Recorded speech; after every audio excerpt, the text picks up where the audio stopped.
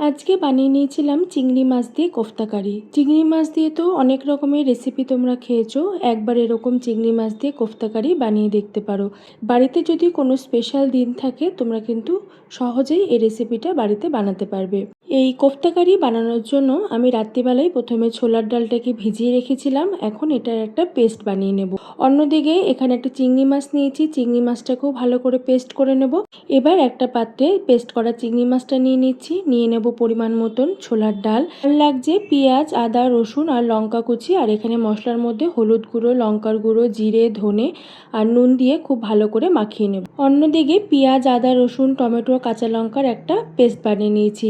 তেল গরম করে এক এক করে চিংড়ি মাছের কোফতাগুলোকে ভেজে নিচ্ছি। ভাজা হয়ে গেলে সেই তেলেই আলুগুলোকেও লাল লাল করে ভেজে নেব। এবার কড়াইতে গোটা গরম মশলা, সাদা জিরে ফোড়ন দিয়ে পেঁয়াজ, আদা, রসুনের পেস্টটাকে দিয়ে খুব ভালো করে কষিয়ে নেব। মশলার মধ্যে জিরে, ধনে, হলুদ গুঁড়ো, লঙ্কার গুঁড়ো, নুন, সামান্য একটু মিষ্টি দিয়েছি। এবার ভেজে রাখা আলু দিয়ে খুব ভালো করে কষিয়ে নিতে হবে।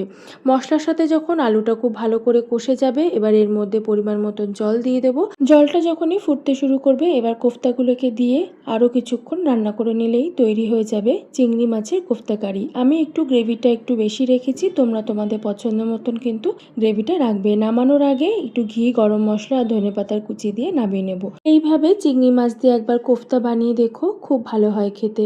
আজ এই পর্যন্তই, তোমাদের সঙ্গে দেখা হবে আবারও অন্য কোনো একটা ভিডিওতে। তোমরা সবাই ভালো থেকো, টাটা।